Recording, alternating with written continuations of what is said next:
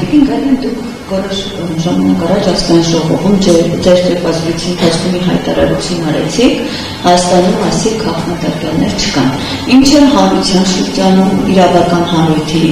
շրջանում փաստաբանների, պաշտպանների դժգոհություն առաջացրեց, սկսեցին փաստերով, օրինակներով ձեզ հակադարձել, անգամ թիվ են նշվում, ասում են այս պահին Հայաստանում 19 քաղաքանտարկյալ կա եւ օրինակներով ասում են ինչպես չկա, եթե մի քաղաքական հայտարարության համար, երբ որ իշխանությունների սրտի ոչ հաճ է, մի անգամից կալանավորում են մարդուն, դե հոգեվորականների դեմից կատարվող մասին հեչ խոսենք, անգամ մարդու իրավունքների պաշտպանն է ով են, իշխող ուժի կողմից են տրված, խոսում կալանքան հմաչակ կիրառելու մասին, պահման պայմանների մասին, այլ այս հայտարարություններից, այս օրինակներից հետո ինչ որ հետևություններ արել եք ձեզ պատասխանատու առհասարակ համար, մեկ այս դարձված իրավիճակի համար, եւ մեկ հարցել, արդյոք ինչպես դուք եք նշել, հաստատել եք 6-7 միլիոն պարգևավճար, արդյոք այդ պարգևավճարները համապատասխան այսպես համարում եք այս կատարված աշխատանքի համար, այս իրավիճակի համար, Ձեր հարցը, չգիտեմ որոնց հարցը, պատասխանատու համարում եք ստեղծված իրավիճակի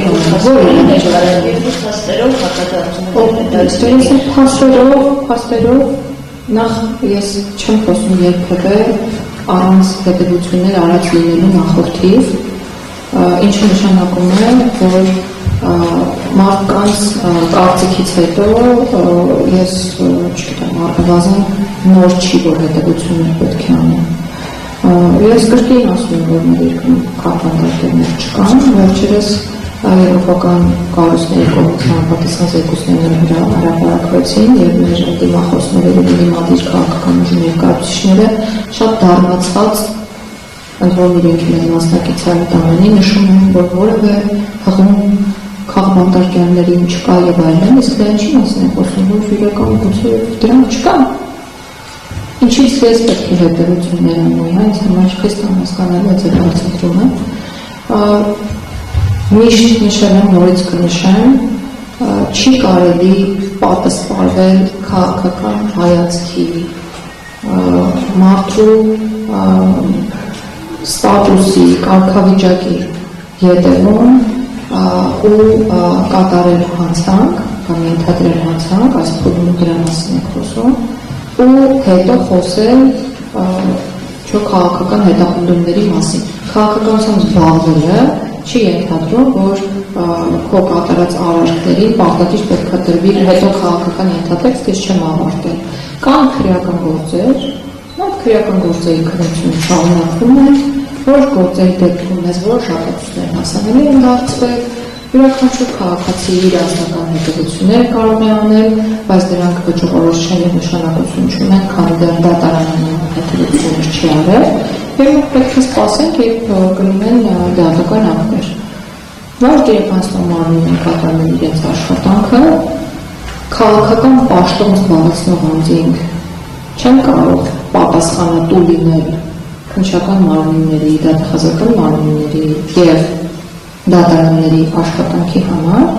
լավագույն բանը, որ կարող են անել, ուղղակի ձեռնպահ մնալն է այդ աշխատանքների միջամտելուց եւ գնահատականներ տալուց եւ ուրեմն ես չեմ տալու որևէ գնահատական այդ աշխատանքներին, բայց հնչեցրեցի եվրոպական եղբայրների հետ չեմ սխալվում համապատասխան հանձնաժողովի գնահատական, որտեղ բառ չկար քաղաքանտարկյալների մասին եւ դուք կարող եք,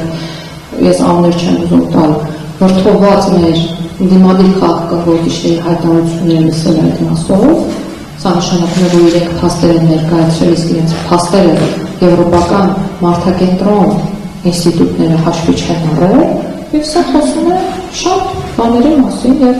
հետևություններ թողանեն այն մարդիկ, որոնք իրենց համարում մասնագետներ, որոնք խոսում են այն երևույթների մասին, որոնք դուք նշեցիք։ Իսկ պրեմիաների չեմ ավարտել։ Պրեմիաների կամ այդ հավելավճարների կամ պարգևատրումների մասով։ Տեսեք, ես անզգուշություն ունեցա հնչեցնել թիվ եւ այդ թիվը պատտվեց ժողովրդի շրջանում առաջացնելով դժգոհություն եւ չնայած որ ես նշել էի, որ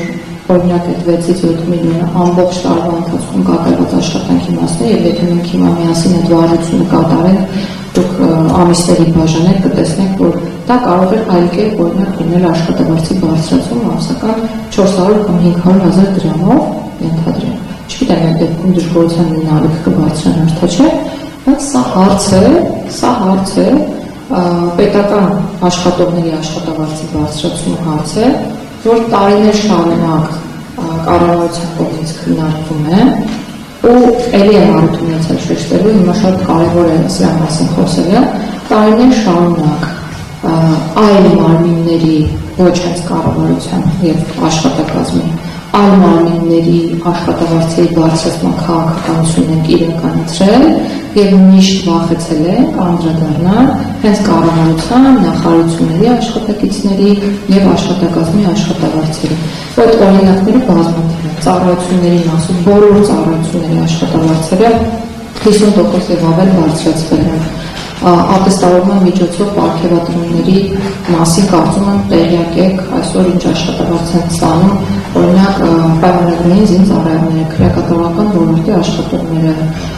բոլոր ծառայությունների մասին է խոսքը, ուսուցիչների համար ատեստավորման համակարգն է գործում, հնարավորություն ունեն ուսուցիչները այսօր մեր երկրում ստանալու 500-700,000 դրամ աշխատավարձ, բայց միշտ մենք վախեցել ենք, քննարկել ենք, հետո մտածել ենք, այ դժգոհության ալիք երևի կբարձրանա, բայց հետո եկել է ինչ-որ մի կերպ, երբ աշխատավարձը նախարարի տեղակալի, վարչության պետերի, բաժնի աշխատակիցների մասնավոր աշխատաշուկայում մրցունակ չէ, ժողովուրդ եկեք արդար գտնվենք եւ օրինակ նախարարի աշխատավարձը թեկուզ այդ հավելավճարների հաշվառման համեմատենք ֆինանսական ոլորտի ծառայություններ, ոլորտում ծառայություններ մատուցող կազմակերպությունների վարչության պետերի, չեմ ասում կառավարիչների բանկերի կամ խորհրդի անդամների բանկերի, կառավարիչների